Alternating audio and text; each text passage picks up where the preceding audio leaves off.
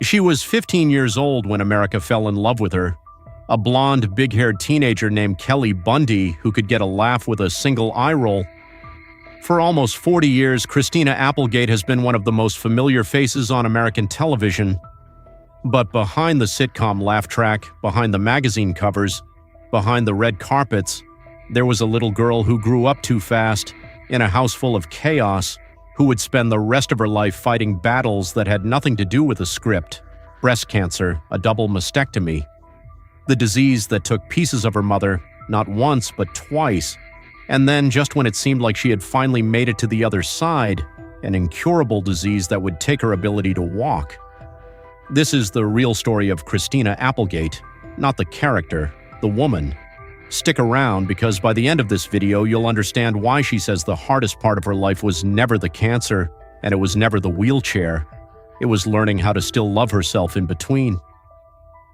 Christina Applegate was born on November 25, 1971 in Hollywood, California.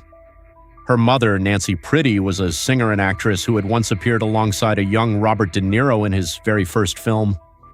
Her father, Robert Bobby Applegate, was a record producer. It sounds glamorous on paper. It was anything but. Her parents separated when Christina was still a baby. She has said in interviews that she has almost no memory of the two of them ever living together as a family. From that point on, it was just her and her mother's world at the time was the wild, drug-soaked bohemian scene of 1970s Laurel Canyon. This is where the story gets hard to hear. In her 2026 memoir, You with the Sad Eyes, Applegate opened up about something she had kept private for most of her adult life.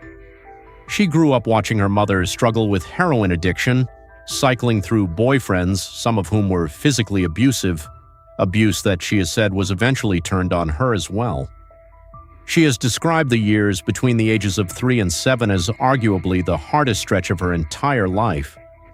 Not the cancer years, not the years in a wheelchair, 3 years old to 7 years old, in a house where she didn't feel safe, and yet she wasn't given the luxury of simply being a traumatized little kid. Because at the exact same time, Christina Applegate was already working. She said that she was carried onto sets as a baby, tucked into her mother's dressing room during plays and soap opera tapings, because there was no one else to watch her. By the time most children are learning to read, Christina Applegate had already joined the Screen Actors Guild. Acting wasn't a childhood dream for her. It was, in her own words, a financial necessity, a way for a single mother to keep a roof over both their heads. But it also became something else for young Christina, an escape hatch. A place where for a few hours a day she could step out of a chaotic home and into a world with clear rules, clear lines, and a director calling "cut" before anything got too out of hand. It's a haunting detail once you know it. The little girl who would grow up to make an entire generation laugh was off-camera, using laughter, using performance, to survive. In 1987, at just 15 years old, Christina Applegate was cast as Kelly Bundy on the Fox sitcom Married Psycho with Children. The show was a phenomenon, crude, subversive, and an instant hit for the brand-new Fox network. Kelly Bundy, the dim-witted boy-crazy daughter of Alan Peg Bundy, became a pop culture icon almost overnight. The show ran for 11 seasons, and by the time it ended in 1997, Applegate had spent essentially her entire adolescence and young adulthood inside that character. Here's the part that rarely makes the highlight reel. Growing up as a teenage sex symbol on a hit television show came at a steep personal cost. She has spoken candidly about how, as her fame grew throughout her teenage years, her self-esteem shrank in almost the exact same proportion. She's described feeling like the world only saw the surface, the hair, the laugh, the character, while inside she was still that same little girl who had never fully felt safe or seen. She once put it simply, on the outside, a celebrity's life looks like a walk in the park. On the inside, nobody could see that she was struggling.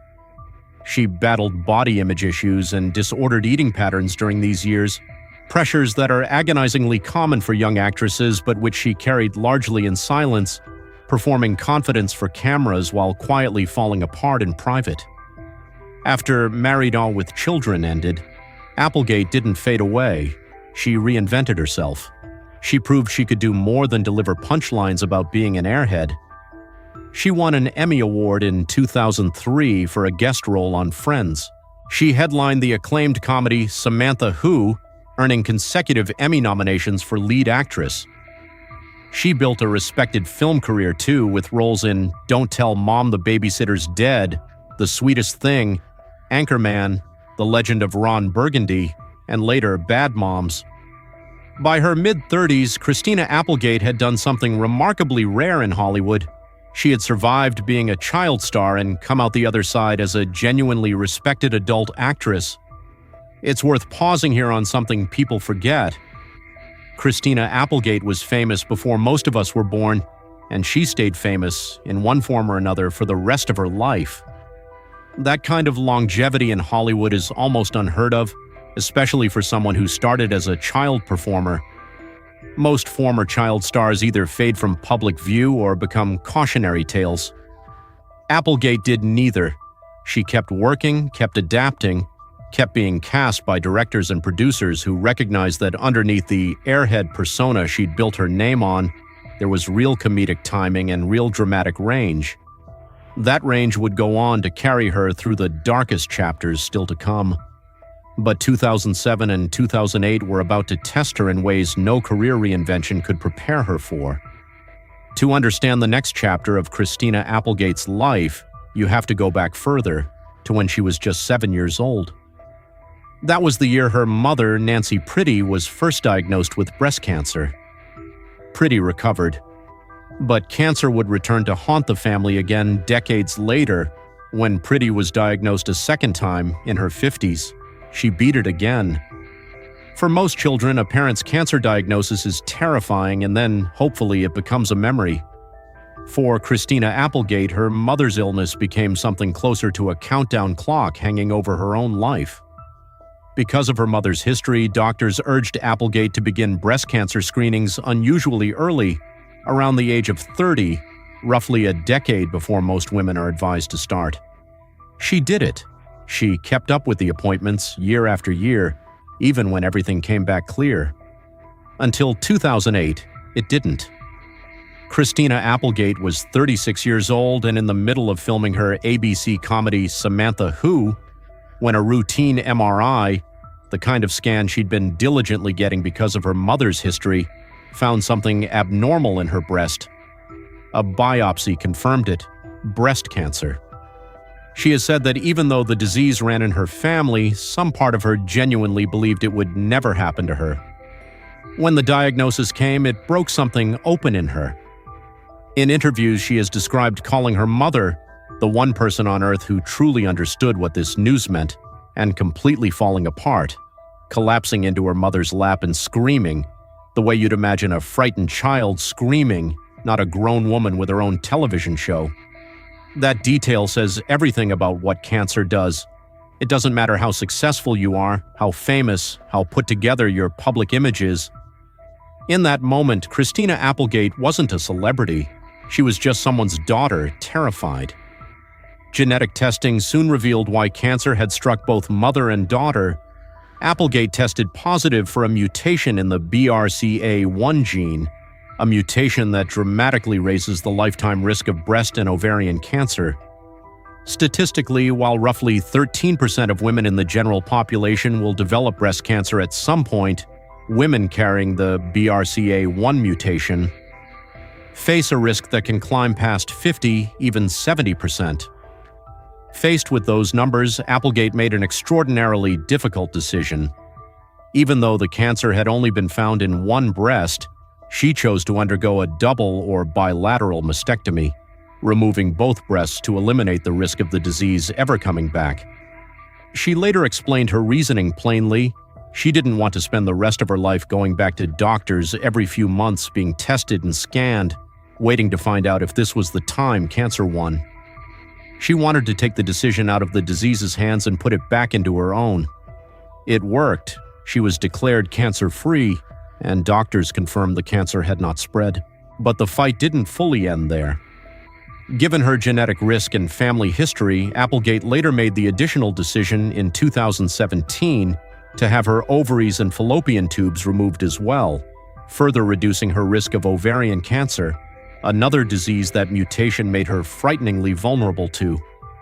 Out of this experience, she didn't just survive quietly and move on, she turned her pain into purpose. Applegate founded a nonprofit organization called Right Action for Women, dedicated to helping high-risk women, particularly those 45 and younger with a family history or known genetic markers, access breast MRIs they might not otherwise be able to afford. The little girl who once sat in fear watching her mother battle this disease had grown into a woman using her own diagnosis to protect other women's daughters. And in the middle of all of it, something beautiful happened too. In 2008, the same year as her diagnosis, Applegate got engaged to musician Martin Lenoble. In January of 2011, the two welcomed their daughter, Sadie Grace, into the world. Applegate has said that becoming a mother healed parts of her that cancer and everything before it had broken. Holding her newborn daughter, she said her heart opened in a way she'd never experienced. That Sadie, without even knowing it, helped mend her. For a while, it looked like the hardest chapters were finally behind her. They weren't. In 2019, Christina Applegate landed the role that many consider the finest of her career, Jen Harding, a grieving, foul-mouthed widow in the Netflix dark comedy Dead to Me.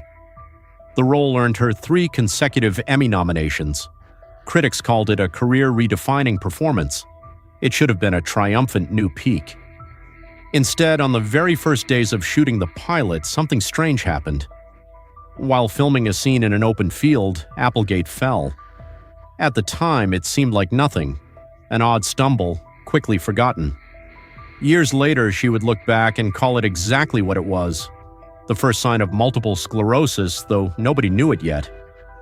Over the next couple of years, small symptoms crept in so quietly that she didn't recognize them for what they were. In one January, her toes went numb. She brushed it off. Then the balls of her feet went numb too. Still, she pushed through. People around her chalked it up to nerve issues, to being tired, to getting older. She started falling more. She was sleeping constantly and gained 40 pounds, changes her body was going through that she couldn't explain and, at the time, had no name for. By the time the cast and crew returned to film the 3rd and final season of Dead to Me in 2021, the symptoms had become impossible to ignore. Applegate could no longer walk to set on her own if it was any real distance away.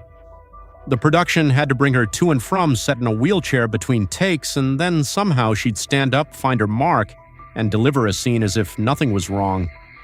She has said it took everything in her just to get through each day of filming, pretending once again the way she'd learned to as a small child that everything was fine.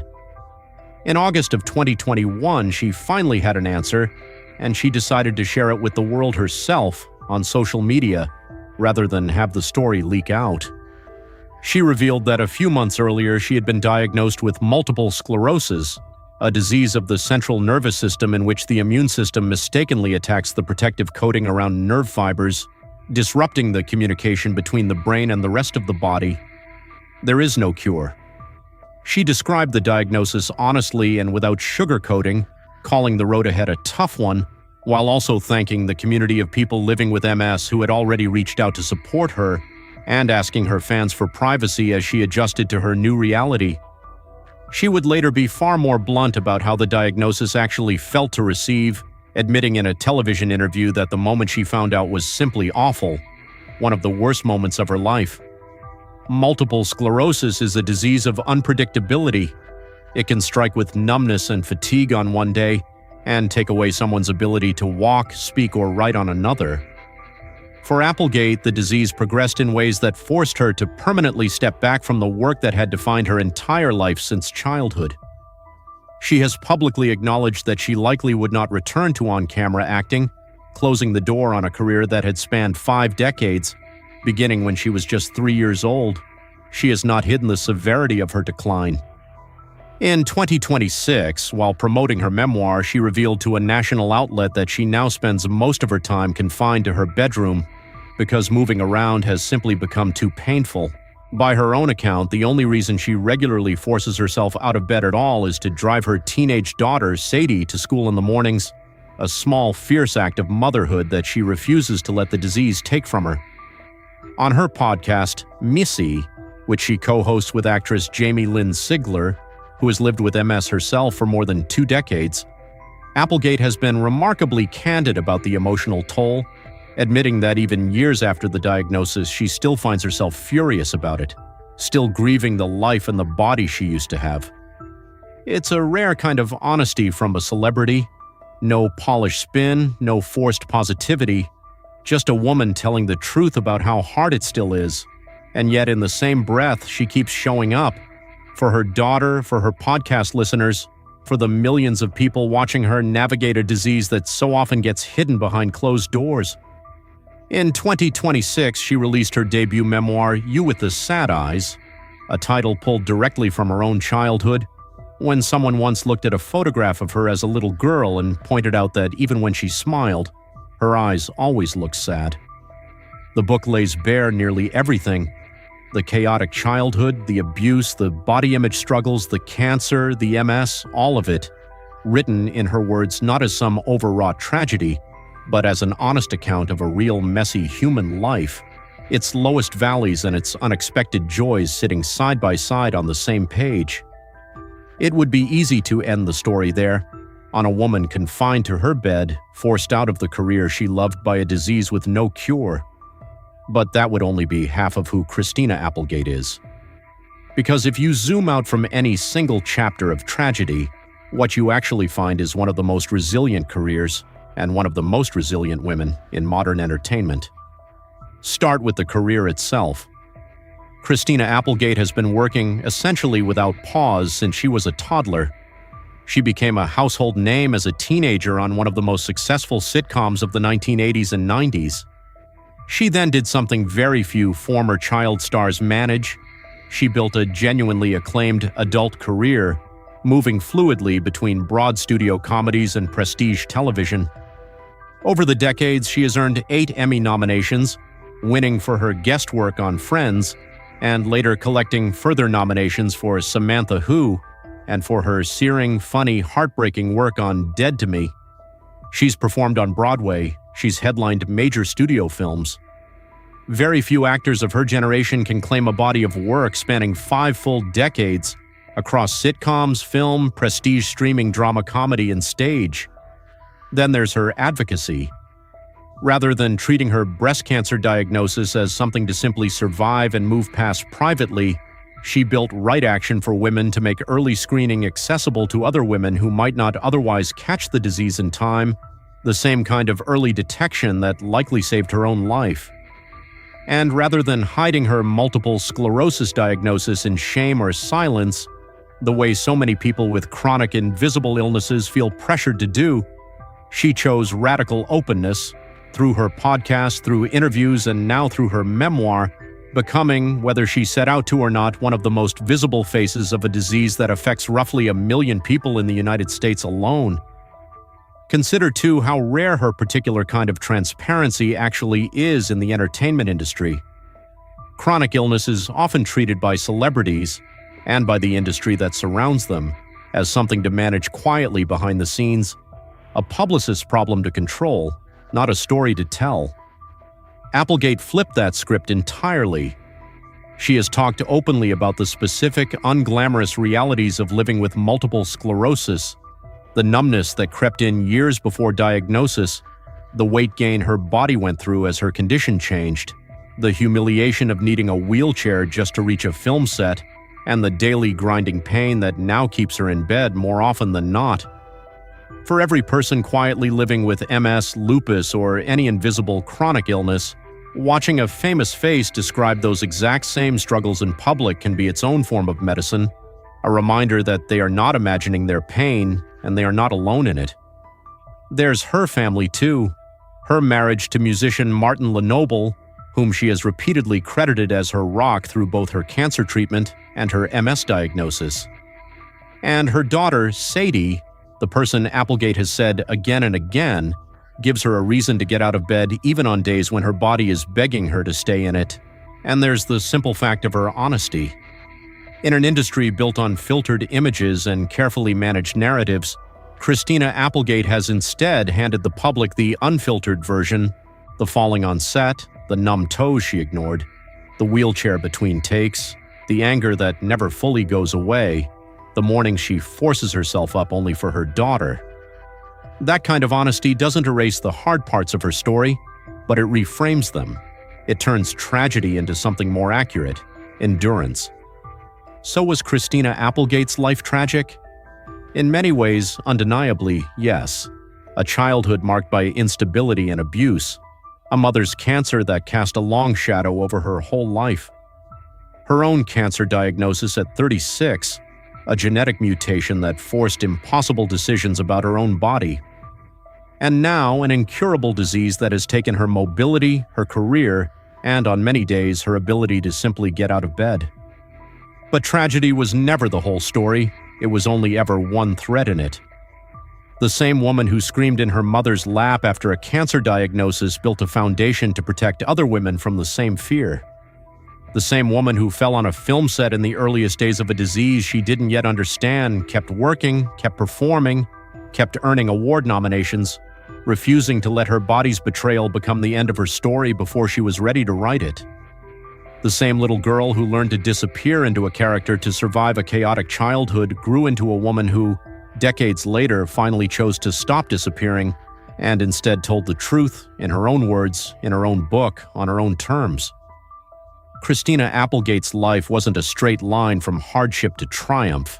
It was messier than that and more honest than that. It still is. She'll tell you herself that she's still angry some days, still grieving the life she used to live. But maybe that's exactly what makes her story worth telling, not because she overcame everything and tied it up neatly, but because she's still here, still fighting, still showing up for the people she loves, even when the body carrying her through it all has made that harder than most of us could ever imagine. If this video moved you, let us know in the comments, and don't forget to subscribe for more real stories behind the celebrities you thought you already knew.